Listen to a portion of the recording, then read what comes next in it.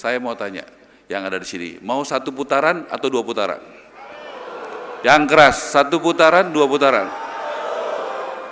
Dengar, tepuk tangan dong buat 1 putaran, sekali.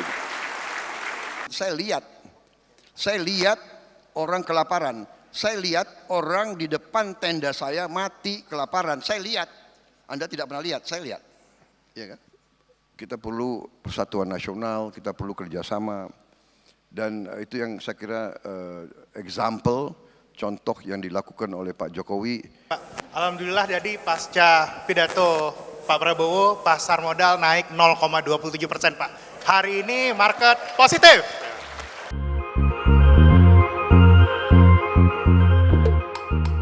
Oke.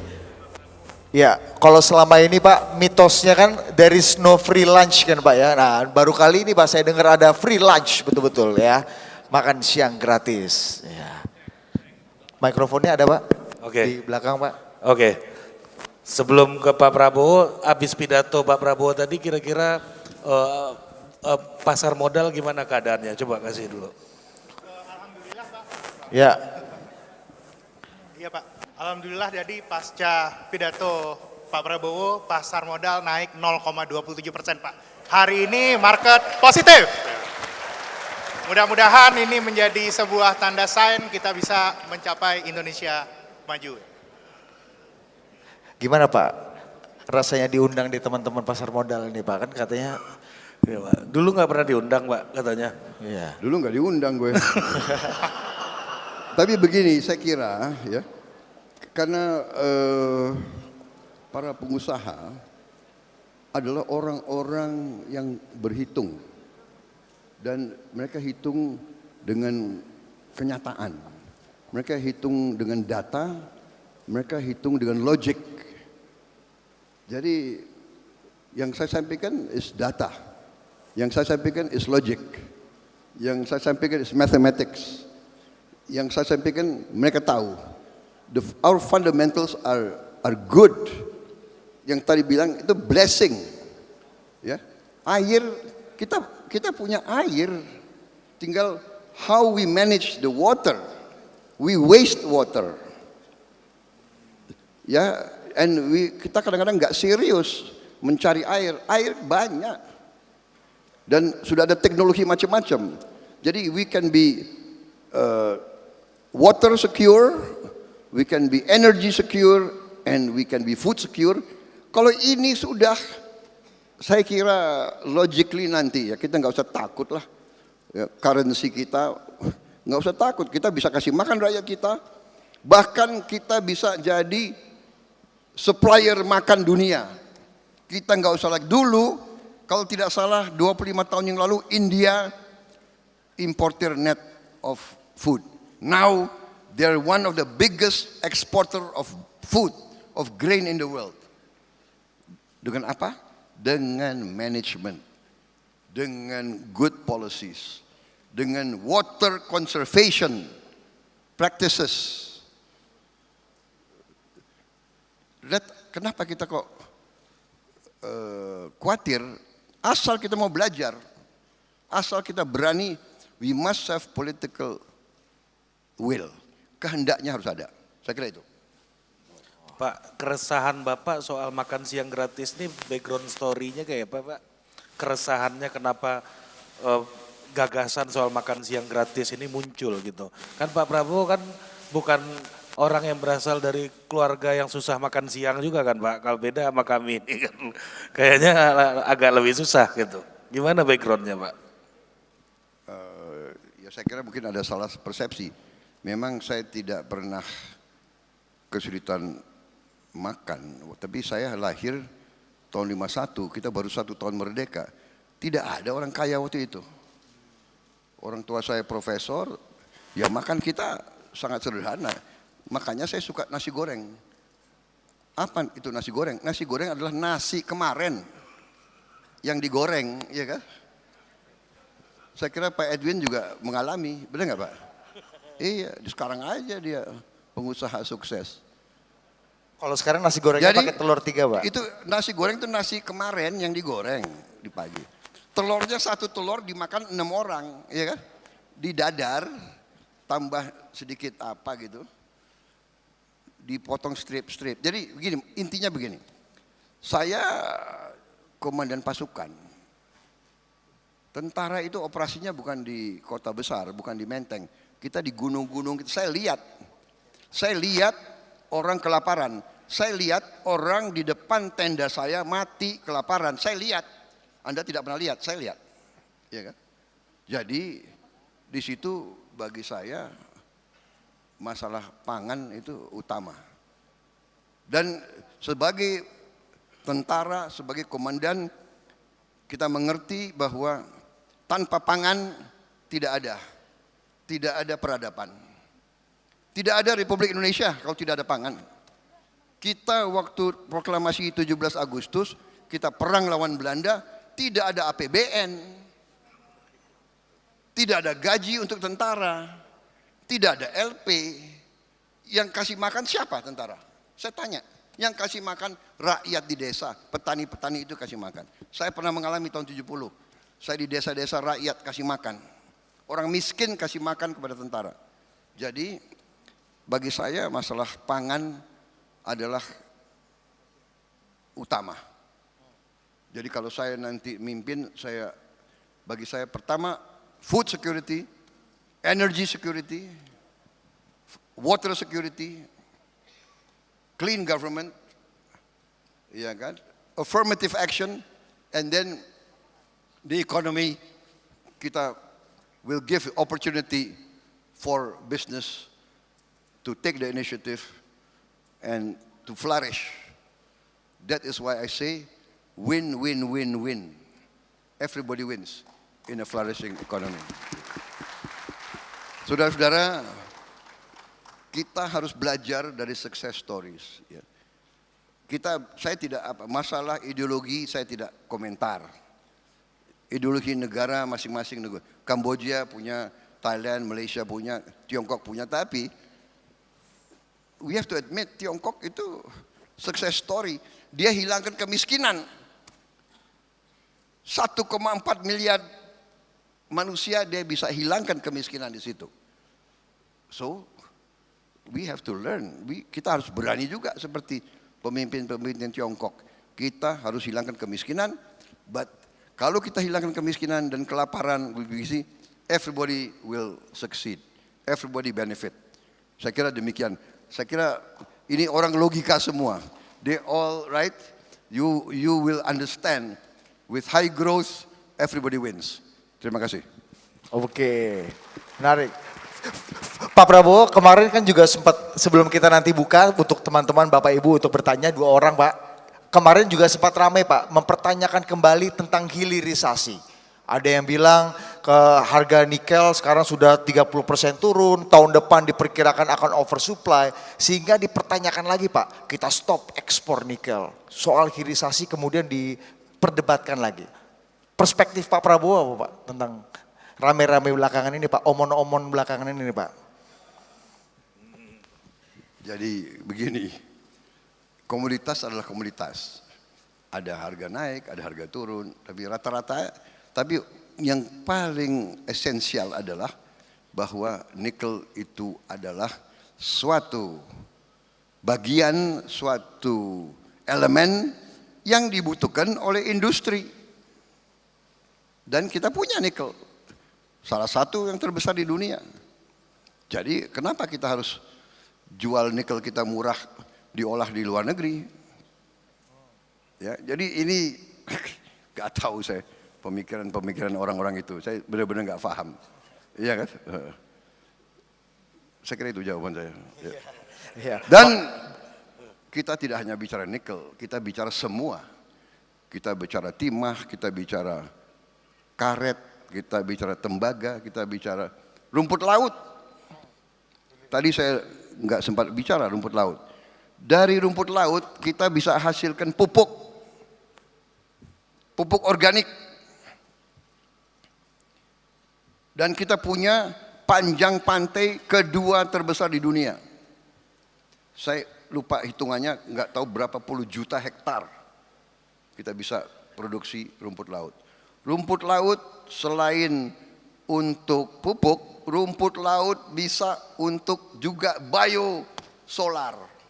Rumput laut tuh Pak. Rumput laut bisa biosolar.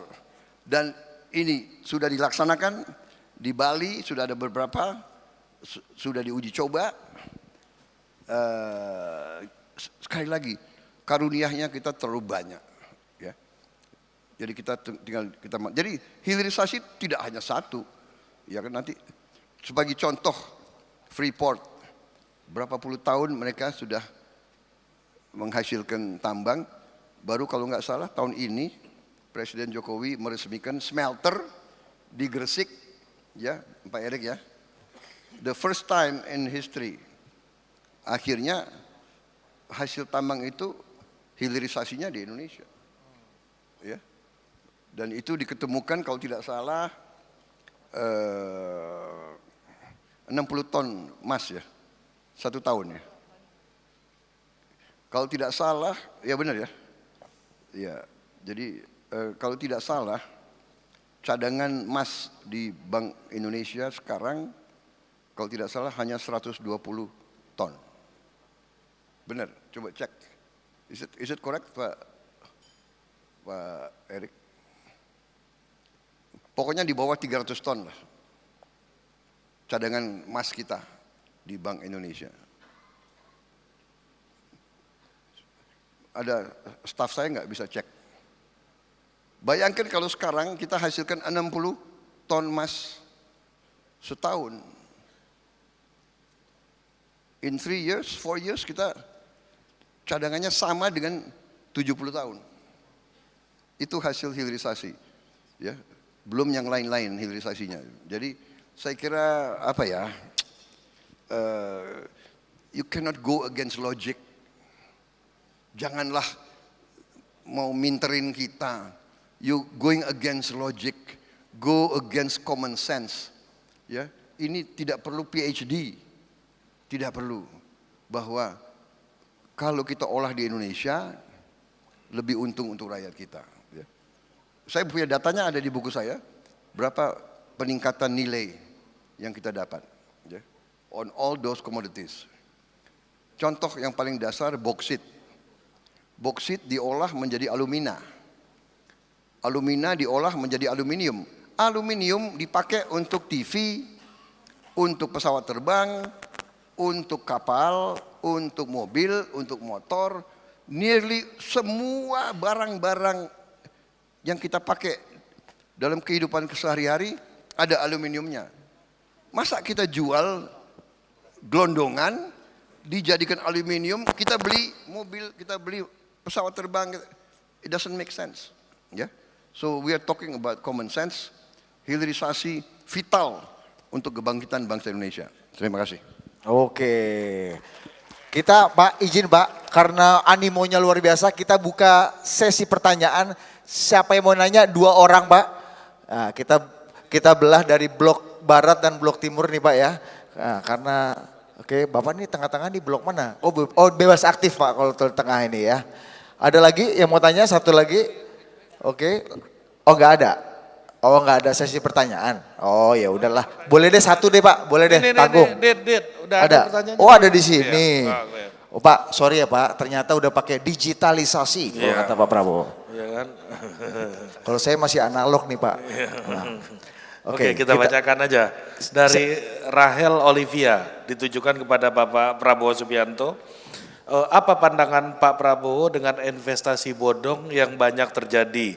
Dan kira-kira apa kebijakan yang akan Bapak lakukan untuk menanggulangi investasi bodong? Kebetulan teman saya ini korban Pak. Iya, korban kebodohan ya Pak. Bang Ara ngetawain Pak. Iya. Iya, saya kira ini masalah ya. Dan kita juga perlu ada mekanisme oversight ya, mungkin ini ranahnya OJK mungkin ya. OJK ada oversight committee dan tapi yang paling inti adalah bahwa memang para investor itu harus hati-hati dan harus benar-benar belajar. Tapi ini penyakit sudah ratusan tahun di mana-mana. bahwa orang mau menipu klien atau mau menipu orang awam. Nah, ini di mana-mana ya. Di Amerika pun kalau kita lihat film apa itu, The Wolf of Wall Street, ya. Ya ini klasik. Jadi ini memang masalah ancaman dari bidang pekerjaan ini. Ya. Jadi di tiap pasar modal, di tiap pasar itu pasti ada fraud, ada upaya yang sangat mau menipu klien. Ya yang kita harus lakukan tentunya adalah memperketat oversight, ya. Kemudian semua yang terlibat harus ada katakanlah due diligence, harus ada background check, ya. Dan mungkin ya nanti ada badan-badan yang juga bisa memberi review, ya, memberi ini yang direkomend, ini yang katakanlah yang reputasinya baik, dan kalau ada pedagang-pedagang yang tabrak lari ya memang harus dihindari, jangan dikasih kesempatan. Saya kira intinya ini memang masalah sangat pelik, tapi ini risiko. Dalam pasar-pasar seperti itu kan ada risk. Makanya kalau main-main saham di ujungnya itu kan ada disclaimer ya di paling bawah, ya kan? Itu repotnya di situ. Baik, saya kira itu jawaban saya. Oke. Kita pertanyaan berikutnya, Pak. Ya, ini terakhir.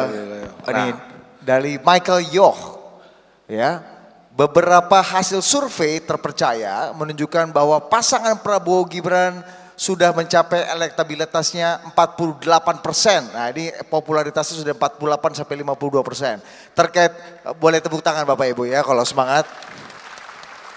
Terkait dengan hal ini, kalau seandainya memang Pak Prabowo akan menang pemilu dengan 1 putaran, apa yang pertama kali Bapak lakukan? Tambahan saya Pak, apakah juga Bapak akan merangkul Pak lawan-lawan politik Bapak nanti di kompetisi ini?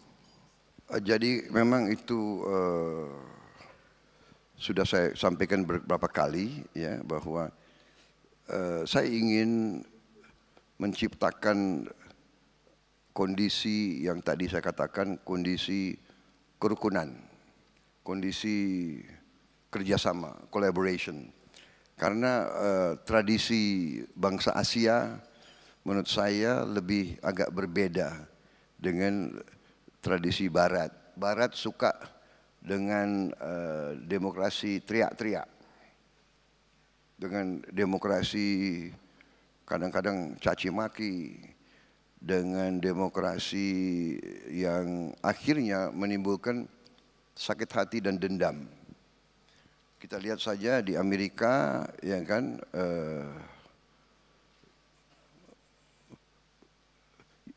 mbahnya demokrasi, mengajarkan kita demokrasi, mengajarkan kita HAM, tapi dia tidak bisa menciptakan suasana keamanan untuk anak-anak sekolahnya. Jadi hampir tiap bulan kita lihat ada mass killing di sini, mass killing di situ, orang ke mall ditembak, orang ke bioskop ditembak, orang kemudian jadi ini membingungkan kita. Kemudian kita lihat kalau Demokrat berkuasa, Republik di Kongres juga akan akan menghalau. Jadi pernah saya ke sana 2 tahun setelah administrasi baru, mereka mengatakan ada sekian ribu jabatan yang kosong, yang tidak dapat diisi. Jadi kalau saya ingin menciptakan sebenarnya apa yang sudah diinginkan oleh pemimpin-pemimpin dari dulu. Ya. Kita perlu persatuan nasional, kita perlu kerjasama, dan itu yang saya kira example, contoh yang dilakukan oleh Pak Jokowi. Begitu dia menang, dia ngajak saya masuk. Ya.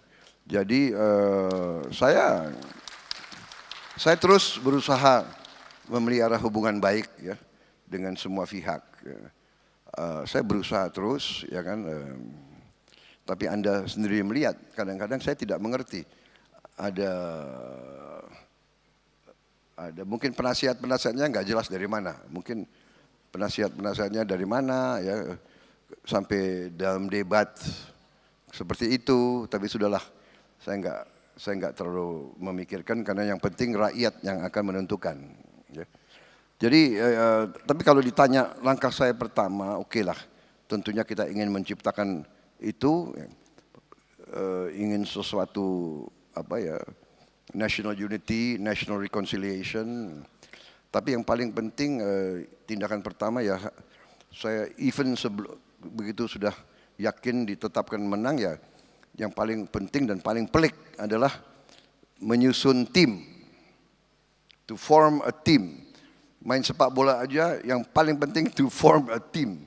We must have a team yang benar-benar capable, tim yang benar-benar bisa bring results, doers, performers, ya kan, executors, ya kan, gagasan baik harus dieksekut. Jadi itu kuncinya. Jadi salah satu tugas pokok yang saya anggap sangat penting adalah to form the team of executors. Saya kira itu jawaban saya. Oke Pak. Oke Pak, ini mungkin sekalian menutup di sesi ini Pak. Ini kan kita pengusaha semua Pak, termasuk saya juga berusaha, dan di sini juga investor semua. Dan yang paling krusial itu bagi kami adalah kepastian dan penjaminan perlindungan hukum gitu. Bagaimana menurut Pak Prabowo dan langkah-langkah apa nanti setelah Bapak terpilih nanti untuk memastikan bahwa hukum di Indonesia betul-betul bisa memberikan keadilan bagi kami yang bergerak di sektor bisnis dan usaha ini Pak. Mungkin itu yang perlu kami dapat insight dari Bapak. Terima kasih. Jadi saya sudah bicara di beberapa forum, tadi juga saya paparkan tadi ya, suatu pelajaran dari Ottoman Empire, iya kan, kearifan. Jadi tidak banyak peradaban yang bertahan lebih dari 300 tahun dalam sejarah manusia. Ya kan, ada yang peradaban yang paling lama itu Tiongkok, 5.000 tahun, dan mungkin yang tercatat dalam sejarah 3.000 tahun. Habis itu India, ribuan tahun. Persia, kemudian yang lain-lain ratusan tahun. Rusia peradabannya cukup lama. Western civilization juga cukup lama, ya. Tapi yang tadi pelajaran dari Ottoman Empire itu sangat menarik ya. Jadi dia jelaskan tidak ada negara tanpa tentara, karena tentara untuk jaga, ya kan.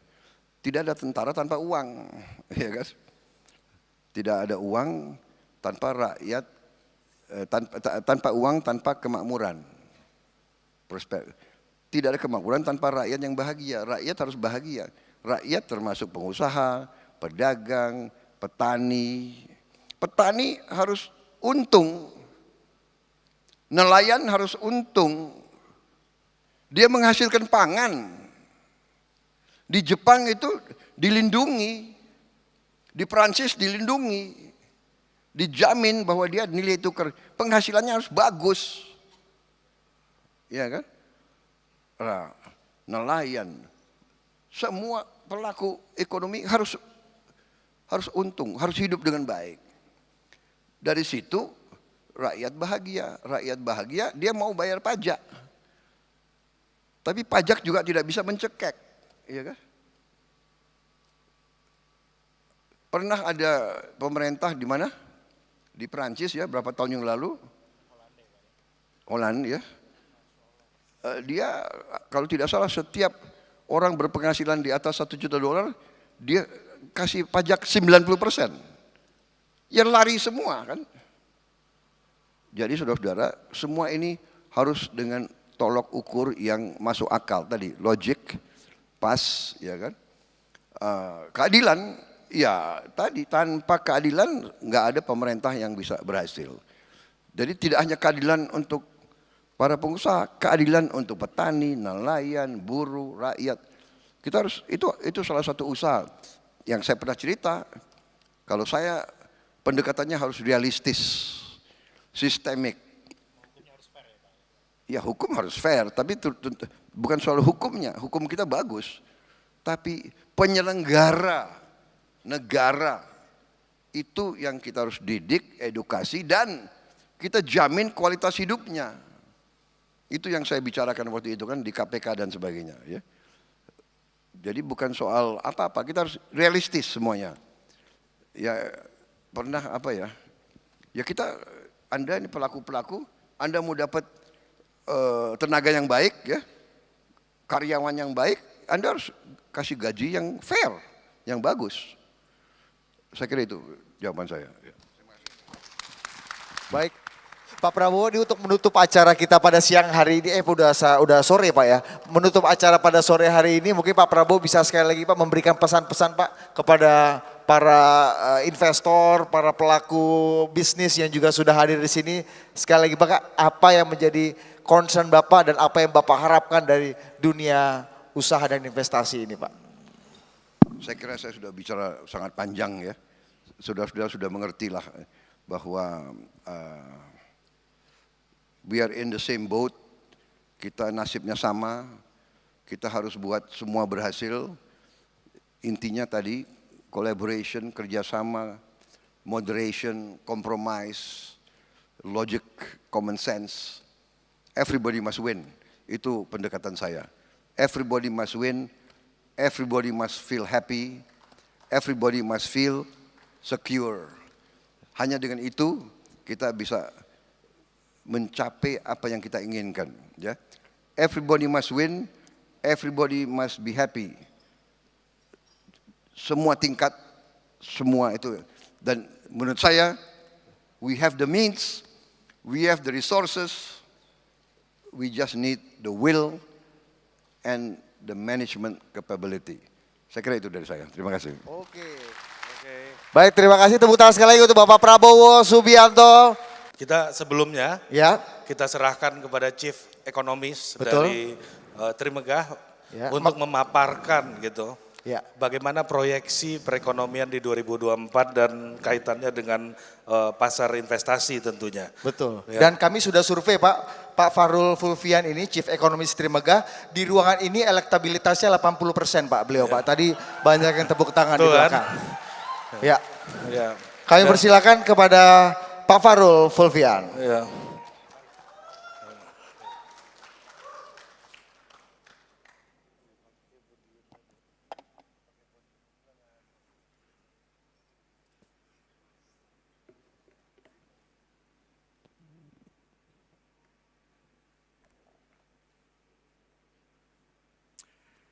Assalamualaikum warahmatullahi wabarakatuh. Salam sejahtera untuk kita semua. Terima kasih atas waktu yang sudah diberikan dan juga selamat datang kepada Bapak Prabowo Subianto Djoyo Hadikusumo, calon Presiden Republik Indonesia. Selamat datang juga kepada Bapak Erick Thohir, Menteri Negara Badan Usaha Milik Negara. Selamat datang juga Pak Boy. Selamat datang juga Pak Lutfi, lalu ada Pak Edwin, Pak Peter Tanuri, Pak Filmon, dan mungkin dan orang-orang lainnya yang mungkin tidak bisa saya mention satu persatu. Sebelum kita berlanjut lebih jauh, izinkan saya untuk memberikan sedikit paparan tentang tantangan apa sih atau prospek apa yang kita miliki di perekonomian untuk tahun 2024. Oke, saya izin untuk memberikan paparan singkat. Jalan kah? Atau mungkin manual? Aku minta tolong. Operator.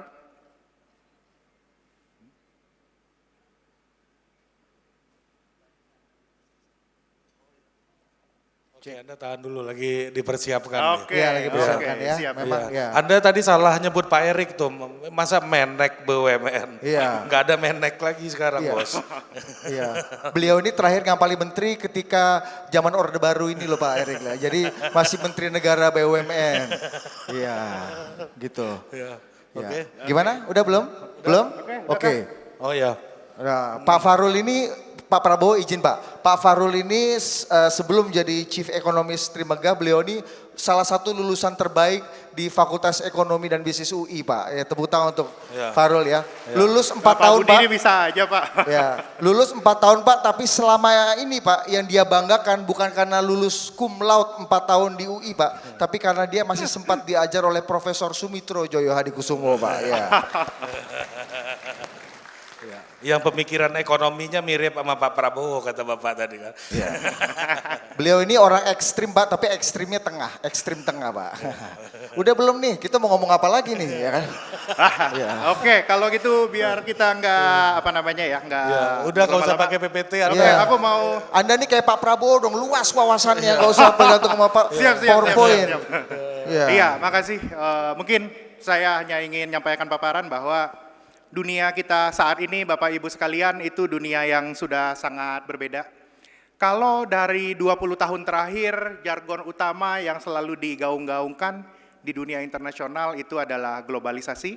Sekarang kita mulai melihat bahwa terjadi sebuah resiko yang namanya deglobalisasi, dan ini menunjukkan bahwa sudah mulai terjadi pergeseran dari pemikiran-pemikiran ekonomi juga.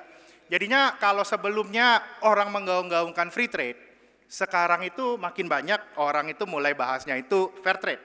Dan ini kalau kita lihat Bapak Ibu, nah ini dia.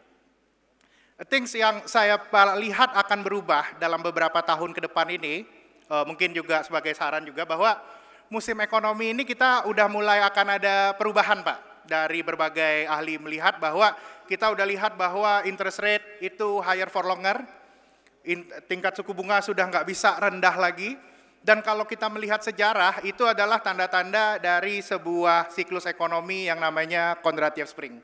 Pada kondisi-kondisi hal Kondratiev Spring itu biasanya inflasi agak susah turun. Alhamdulillahnya sampai sekarang Indonesia inflasinya salah satu yang paling rendah di dunia ya Pak.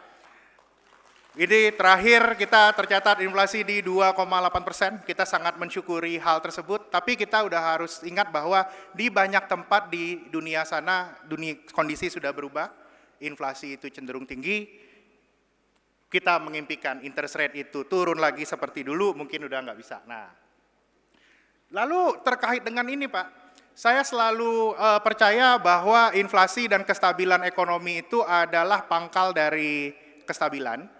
Dan naiknya inflasi belakangan ini di seluruh dunia, itu mengakibatkan terjadinya tensi geopolitik yang meningkat. Baik itu sama-sama kita lihat yang sedang terjadi di Timur Tengah sekarang, lalu juga adanya kemungkinan resiko terjadinya insiden di Laut Cina Selatan, ini membuat kondisi ke depan geopolitik itu menjadi hal yang paling penting, sehingga memang hal yang lagi terjadi ini Pak, negara maju pun kalau kita lihat itu sedang melakukan rekalibrasi kebijakan-kebijakannya. Mungkin kebijakan yang manjur 20 tahun terakhir itu nggak manjur lagi sekarang.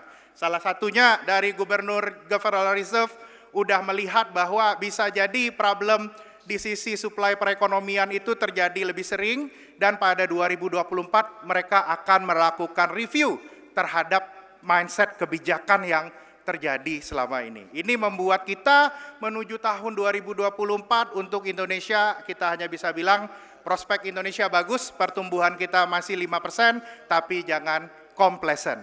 Kita masih ada banyak PR yang harus kita laksanakan. Di satu sisi kita harus ingat ada resiko di sisi perekonomian Tiongkok. Nah, namun kalau untuk Indonesia sendiri, kita tadi saya ngobrol dengan Bapak Prabowo ya, sudah 39 bulan berturut-turut neraca perdagangan Indonesia ini positif, benar Pak? Kita sangat mensyukurinya Pak. Jadi pasca pandemi kita tidak pernah mengalami trade surplus sebesar ini. Itu sama-sama kita syukuri dan merupakan prestasi besar dari pemerintahan sekarang. Nah, ya tapi ke depannya kita udah harus aware, sepertinya ada resiko harga komoditas kita tidak setinggi kemarin, tapi di satu sisi harga pangan mulai mengalami peningkatan.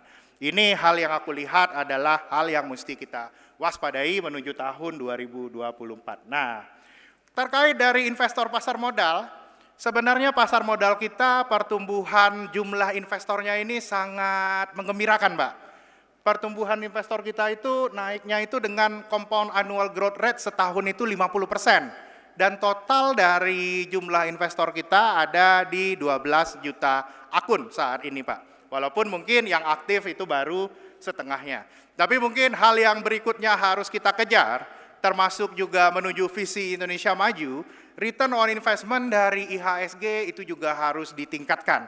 Karena tercatat dalam beberapa tahun terakhir ya setelah pandemi, CAGR IHSG itu baru secara market cap ya Bapak, ini baru kenaikannya 12%.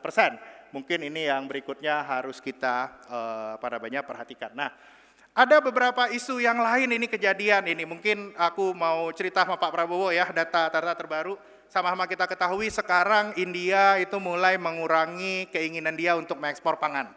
Jadi cepat atau lambat permasalahan pangan ini akan muncul di Indonesia. Mudah-mudahan nantinya dengan strategi-strategi dari pemerintahan baru itu bisa memberikan sektor pangan itu lebih bagus. Di sisi lain impor minyak kita masih terus naik Pak. Sementara di sisi lain produksi global itu lagi turun. Ini juga harus menjadikan perhatian. Di satu sisi kalau kita lihat dari crude palm oil kita, produksinya kalau kita lihat usia crude palm oil kita rata-rata udah 17 tahun, itu udah mulai turun. Ini mungkin beberapa hal yang nantinya terkait kesejahteraan rakyat harus kita perhatikan. Dan seperti yang sudah sering kita bahas kemarin-kemarin ya di media dan di mana-mana, waktu kita tidak banyak Pak. Dan memang kalau kita dari sisi ekonom boleh memberikan sebuah saran Pak, saya lihat sebenarnya kalau lihat data jangka panjang, perbaikan kondisi pra-pandemi itu terjadi, tapi pertumbuhan kita itu total PDB kita itu belum balik ke tren jangka panjangnya Pak.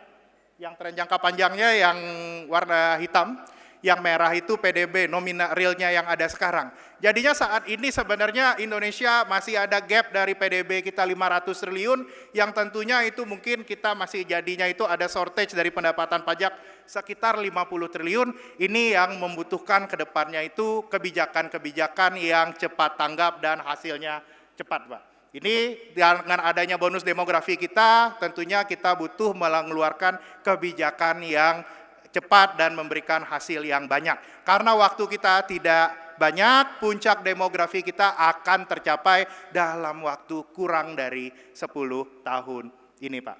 Nah, terakhir ada beberapa tantangan-tantangan yang ada di depan kita.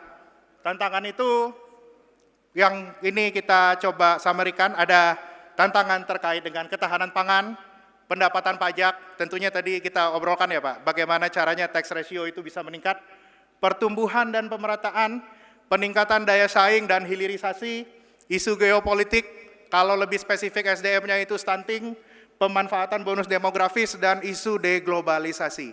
Mudah-mudahan kita bisa menghadapi ini semua. Dari ini saya ambil sebuah quotes dari guru besar universitas saya, dari Fakultas Ekonomi Universitas Indonesia, mendiang Profesor Sumitro Jayahadikusumo pernah berkata, smile in the face of adversity, be contemptuous of danger, undaunted in defeat, and magnanimous in victory. Oke, sekian. Itu saja paparan saya. Semoga bermanfaat. Terima kasih. Assalamualaikum warahmatullahi wabarakatuh.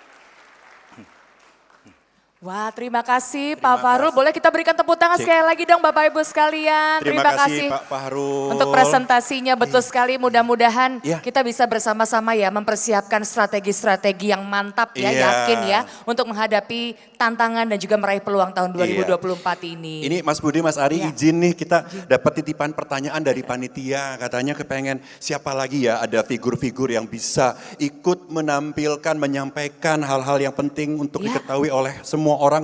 Mungkin dari para audiens ada ide siapa gitu. Ada nggak kira-kira siapa ya? Kira-kira. Wah, Pak Boy, siap-siap. Waduh, ini dia tepuk nih. tangan dong untuk Pak Boy. Silakan Pak Boy. Maaf, izin Pak Prabowo, Pak Erik.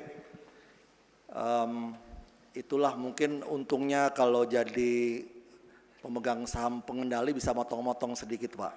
Tapi ini sekali lagi demi kepentingan Trimegah penting Pak, karena memang saya berharap ada seseorang yang nanti bisa invest lagi lebih besar di Trimegah.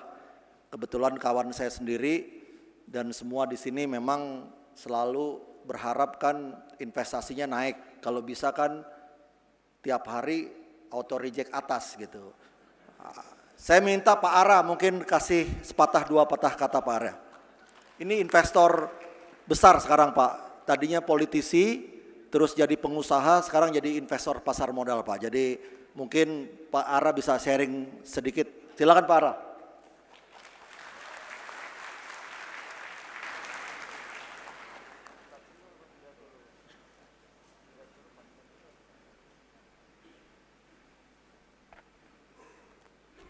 Bapak Prabowo yang kami hormati, calon Presiden Republik Indonesia yang kita cintai. Tepuk tangan dong buat Pak Prabowo.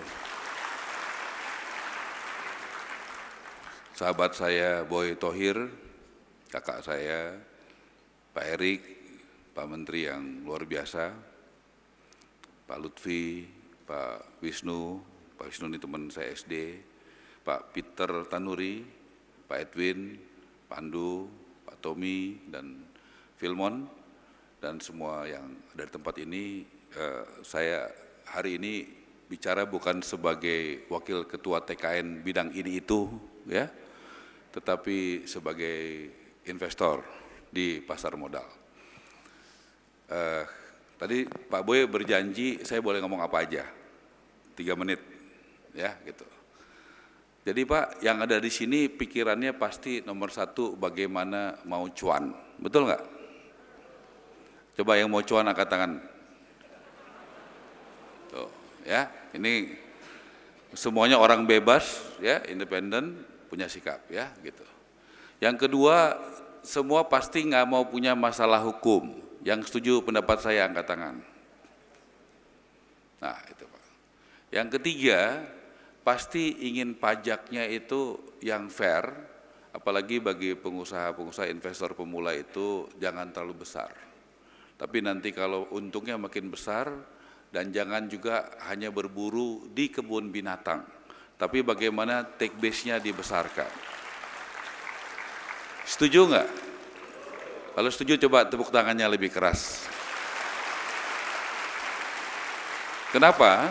Kita bicara hari ini di depan calon presiden yang surveinya paling tinggi di Indonesia. Yang tanggal 14 Februari, kurang lebih 14 hari lagi, itu ada pemilihan, dan jam 5 sore ada quick count, ya, quick count dari berbagai lembaga survei yang kredibel. Jam 5 sore kita sudah bisa mengetahui siapa yang dipercaya oleh rakyat Indonesia. Karena tadi Pak Boy berjanji saya boleh memang ngomong apa adanya, sebagai pengusaha, saya berkepentingan punya presiden yang bisa mendorong kepentingan-kepentingan saya tadi sebagai pengusaha. Saya ingin yang jadi itu yang tadi saudara-saudara juga setuju dengan apa yang saya sampaikan. Sebagai pengusaha, sebagai investor, kita penting nggak stabilitas politik? Penting apa tidak? Saya mau tanya, yang ada di sini, mau 1 putaran atau 2 putaran? Yang keras, 1 putaran, 2 putaran? Dengar, tepuk tangan dong buat 1 putaran, sekali. Jadi kita bicara yang pasti-pasti aja.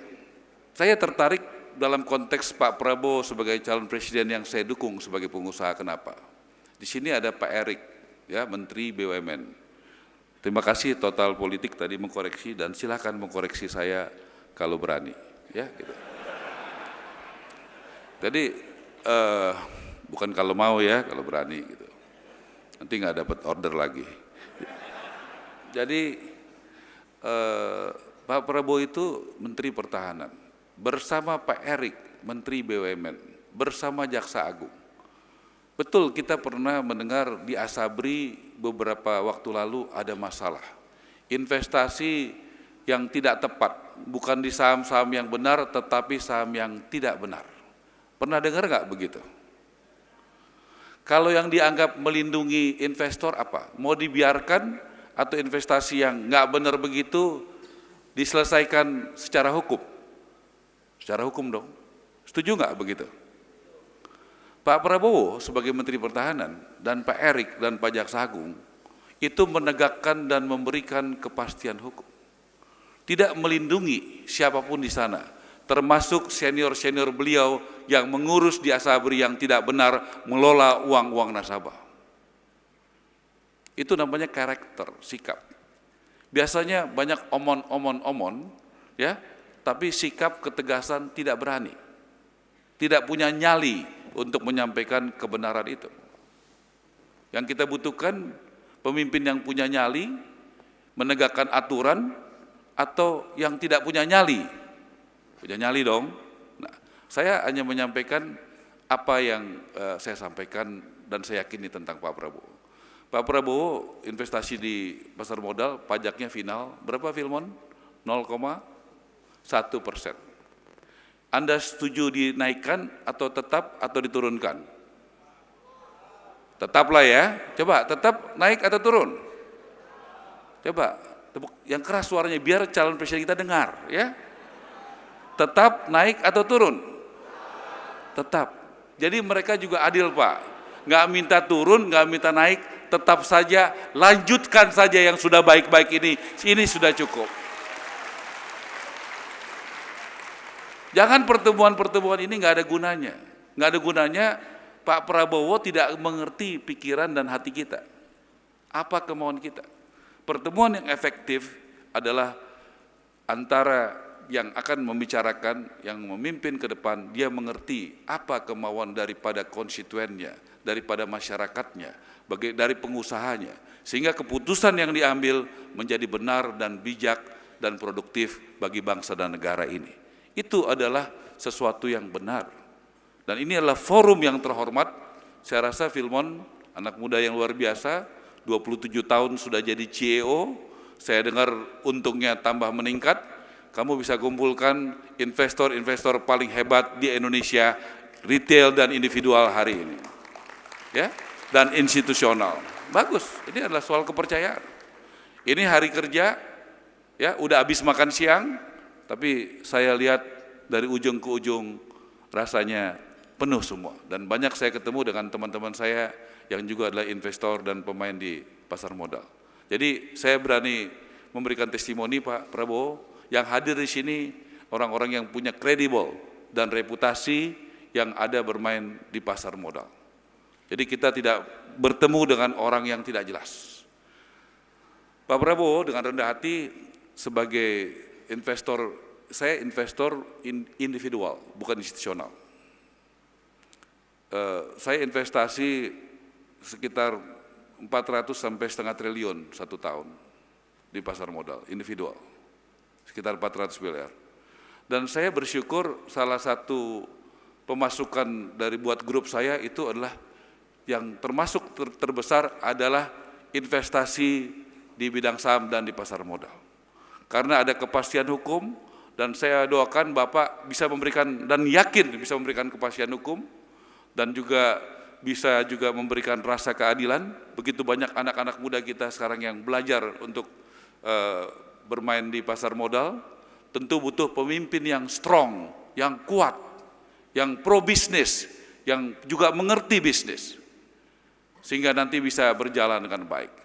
Pada akhirnya, saya sebagai pengusaha mendoakan Bapak bisa memimpin kita semua, dan saya percaya di tangan Bapak ekonomi, pasar modal, stabilitas politik, dan kepastian hukum di Indonesia akan lebih baik ke depan, melanjutkan apa yang sudah dibuat Bapak Presiden Jokowi. Saya doakan dengan sepenuh hati. Terima kasih.